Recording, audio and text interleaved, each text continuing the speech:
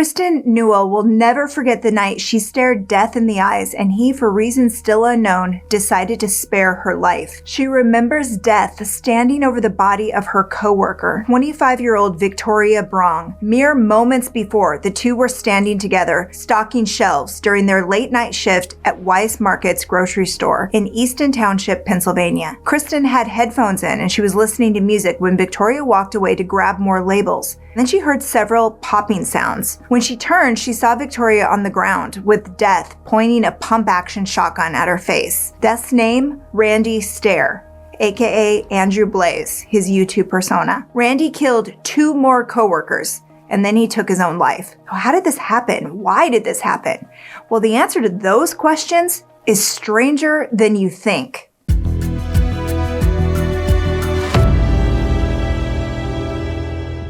Randy Stair was a mentally unstable 24-year-old with dreams of becoming a YouTube sensation. His channel struggled to gain traction and his only income stream was working his late-night shift at Weis Markets, a job he'd held for 7 years. A note he left behind read, "I'm a girl who's been trapped in a man's body for 2.5 decades, and I need to get the hell out.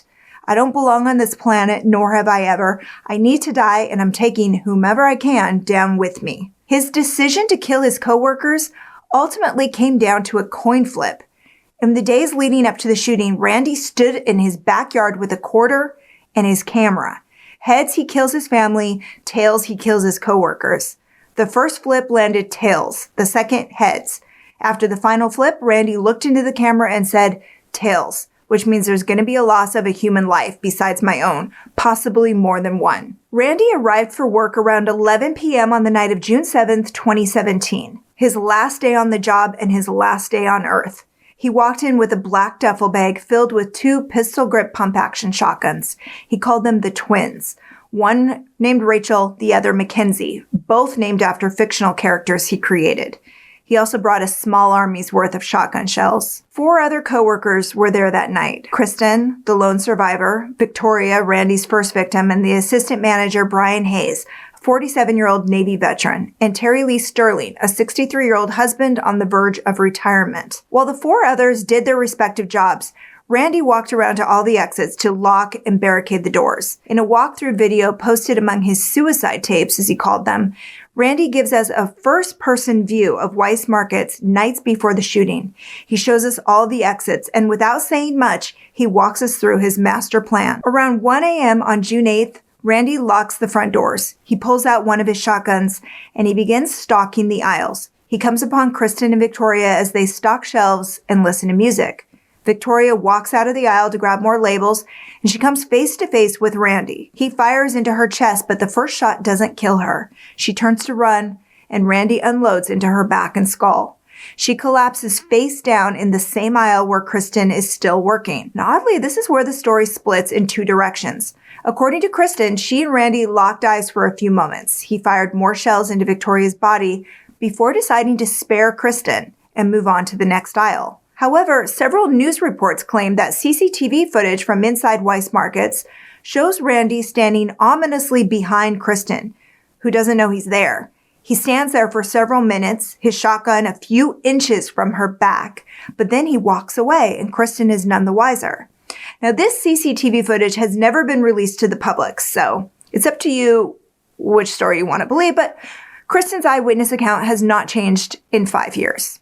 Now, regardless, Randy moved on to the next aisle. He shoots Brian 5 times from far away, hitting him in the arm, the chest, and the head. And by now, Terry hears the gunshots and he's trying to escape the store. He doesn't make it far. Randy shoots him twice in the back and shoulder, killing him instantly. Meanwhile, Kristen snaps out of shock and runs over to help Victoria. By some miracle, she's still alive, but she won't be for long. Kristen calls 911 and knows she has to escape if she wants to get Victoria the help she needs. So Kristen makes this mad dash toward the front door as more gunshots ring out in the store. She pokes her head out and spots Randy with his back turned, so she uses the opportunity to move the blockade and push the front door open. She sprints into the parking lot and hides in the bushes until the police arrive. After shooting Victoria, Brian, and Terry, Randy opens fire on random items around the store. He even shoots a bunch of propane tanks, but they don't blow up. His killing spree ends when he walks into the deli area, sticks the gun in his mouth, and shoots himself in the head. Police arrived to an absolute bloodbath. They counted 59 shots fired from only one of Randy's 2 guns. And according to the recordings he left behind, he only brought 2 guns in case one of them jammed. Now this story gets even stranger. Before he shot up the grocery store, he tweeted 3 MediaFire links to a cache of journal entries and videos. One link didn't come with a name, and the others he called journal and suicide tapes. Unpacking the content of Randy's final upload tells a story of unchecked mental illness. But worse is the trail of breadcrumbs he left before posting suicide tapes. There was something wrong with him, which should have been clear to anybody watching his videos. He had strange obsessions, especially with Eric Harris and Dylan Klebold, the Columbine school shooters. He also revered Ember McCain, a cartoon character from the Nickelodeon show Danny Phantom. I remember that name because she plays a pretty big part in this case. Let's rewind. In 2008, 15-year-old Randy began a YouTube channel called Pioneers Productions. His content was pretty standard in the beginning. He filmed himself playing video games. He posted several sketch comedy bits. But outside of YouTube, Randy didn't have much of a social life. He was an introverted kid who liked to watch cartoons and draw his favorite characters. He made some friends in high school, but he never had any romantic relationships. You could say his biggest crush was the first in a long line of dominoes. He became obsessed with the cartoon character Ember McCain. In the show, Danny Phantom, Ember is a hard-rocking ghost girl who hates authority. She's not above revenge, and she can act a little childish at times. Before Ember became a ghost, she was an unpopular high school girl with dreams of becoming a rock star. In that sense, she and Randy were one and the same, 2 unpopular kids with big dreams. And in his own words, ever since he first saw her, something changed. After falling head over heels for Ember, Randy created a fan fiction spin-off series called Ember's Ghost Squad, EGS, and it starred several original characters. Randy devoted all his time to EGS. He made separate Twitter accounts for all his ghosts, but Randy's fixation with death began long before he fell in love with Ember. Looking back on his earliest videos, and we're talking elementary school, Randy often covered topics like suicide and death.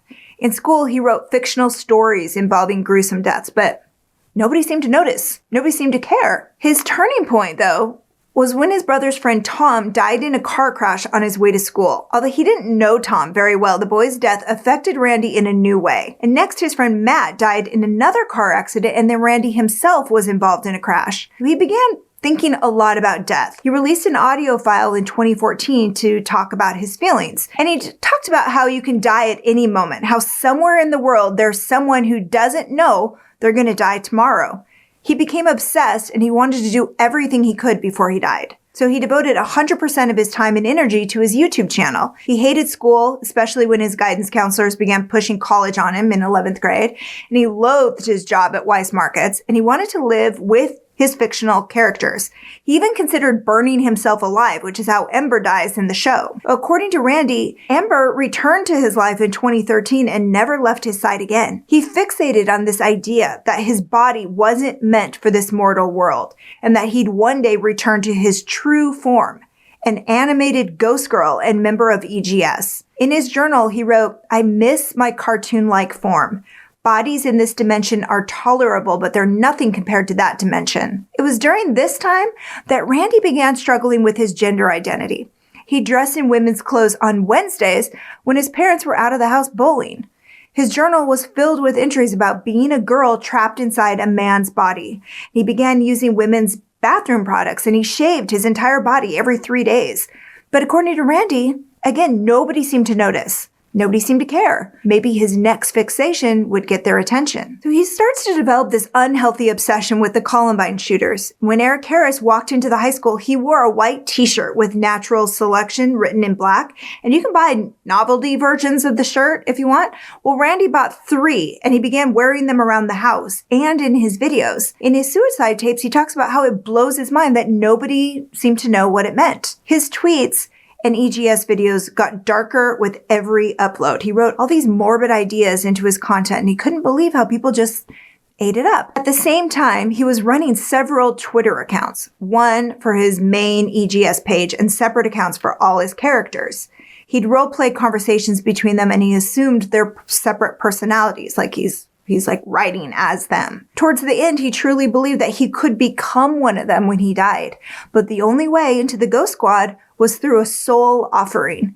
If he wanted in, he'd have to kill someone. That's when Randy began concocting his master plan, and he already had a date in mind. He began openly talking about his plans in late April of 2017, when the EGS character Mackenzie West tweeted on April 28th, "Everyone's gonna hate me in a few weeks." On May 8th, the main EGS page tweeted, "June will be a big month for us, hang in there." On May 18th, EGS tweeted, "If you think your body is ready for June 7th, then you're gravely mistaken." And then in the early morning of June 7th, another one of his characters, Rachel Shadows, tweeted, "Me and Andrew are going to give the world a little insight into what lurks around in the shadows of your everyday lives." Before Randy walked into work that night, the EGS page tweeted, "It's our time to rise." And then before he opened fire on the Weis Market grocery store, he tweeted a link to his final video, his magnum opus, if you will. It was a 42-minute animated movie called The Westboro High Massacre. But the movie was only half finished, and Randy blamed lazy freelancers he hired for not seeing the project through. Ultimately, they didn't feel comfortable with the theme, as it was basically a tribute to the Columbine Massacre. And in Westboro High,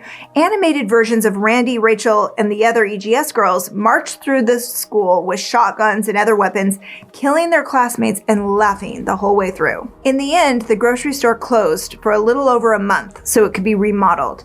There was some controversy surrounding the store's reopening, with some thinking it was inappropriate in light of what happened. However, others felt like closing it for good or moving the store would mean Randy won. He actually said as much in one of his suicide tapes. While he's recording himself in the car, Randy talked about how he hoped the store closed for good after his plan. So, when you think about it like that, probably a good thing they didn't let him win in the end. And that's your recap. Thanks for hanging out with us today. If you like getting all the crime in half the time, go ahead and tap that subscribe button and the bell so you never miss a story. We're here Wednesdays, Saturdays, and Sundays, but don't go away. Catch up on more recaps right here, right now. Until next time, take care.